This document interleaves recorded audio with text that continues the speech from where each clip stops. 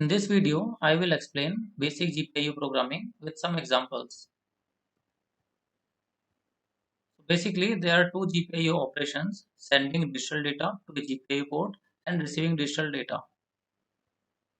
Let's first consider sending digital data to the GPIO port. To send a data, first we have to enable GPIO clock. Okay, all the GPIO ports are connected to HB1 bus. So we have to enable the GPIO clock. Otherwise, the GPIO port will not work. Then we have to configure the GPIO port in the output mode. Okay, because we want to send the data.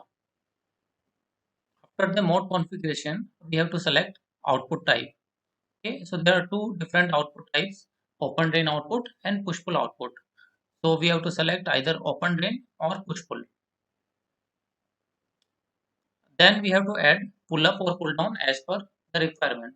So let's suppose if we select open drain output, so in that case we have to add a pull up register. Otherwise, you cannot send one. Okay, so in the open drain output type, the pull up is necessary. Okay, then we have to load the data into GPIOX ODR register. Okay, so this is the output data register. Now there are some important things that you should remember for the GPIO programming. Okay, as I already explained, if you select open drain mode, then you have to add a pull up register. Okay, so the pins cannot be pulled high in the open drain mode without a pull up register. Okay, so the pull up is necessary if the output type is open drain. Okay, then when the MCU is started or after reset, all the ports are configured in the input floating mode. So by default, all the ports are configured in the input floating mode, and the port size is 16 bit. Okay,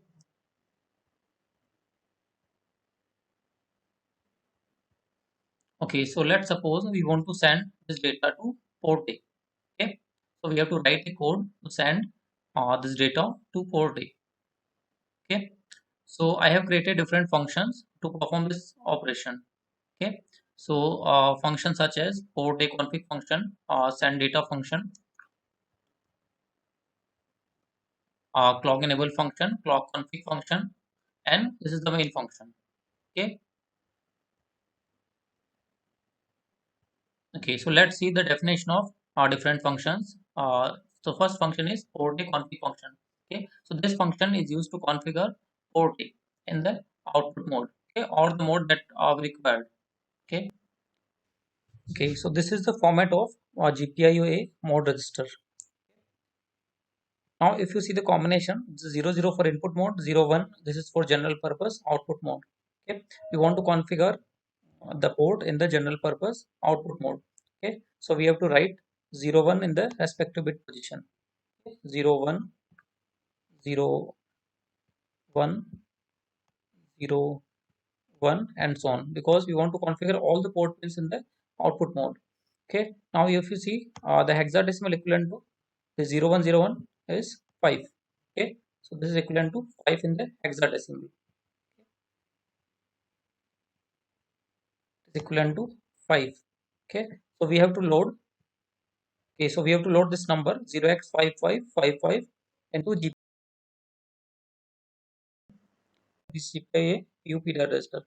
This register is configured to add pull up or pull down. Okay, now by default, when you start the MCU, pull up or pull down, pull up and pull downs are disconnected. Okay, so there will be no pull up or no pull down when you start the MCU. Okay, now we are not adding any pull up or pull down in this example. Okay, so if you see the format of this register, so first two bits are for pin number 0, then next two bits are for pin number 1, and so on.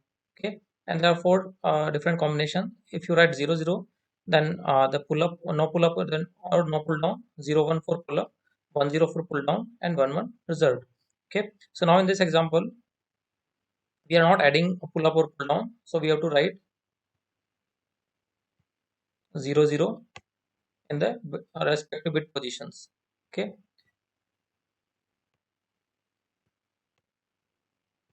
okay, and so on.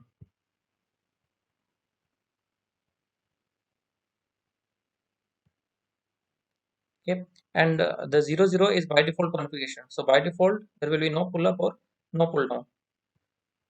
So even if you don't write this line, it is okay. Okay, if you don't want to end any pull up or pull down. Okay, so the next function is send data. Now this function load the data that you want to send into GPIO ODR register. Okay.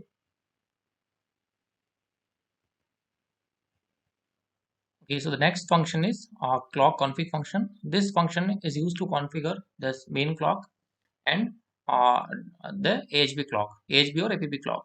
Okay, so APB clock is not required because we are not using AP peripheral because as the GPIO boards are connected to AHB peripheral. Okay, so we don't need to generate APB clock.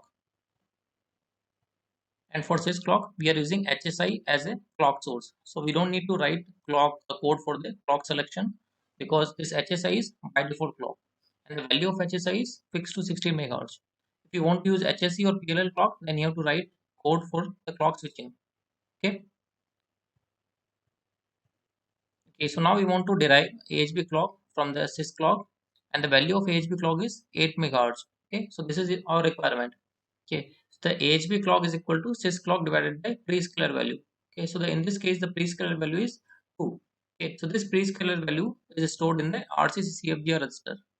Okay, so you can check the different prescaling options available in the RCC CFGR register. So this 8 is corresponding to 2. Okay.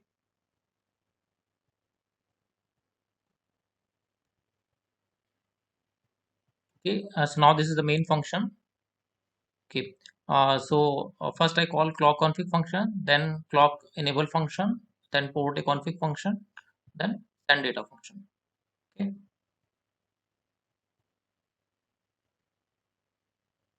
so this code will send this 0xFFFF data to port A.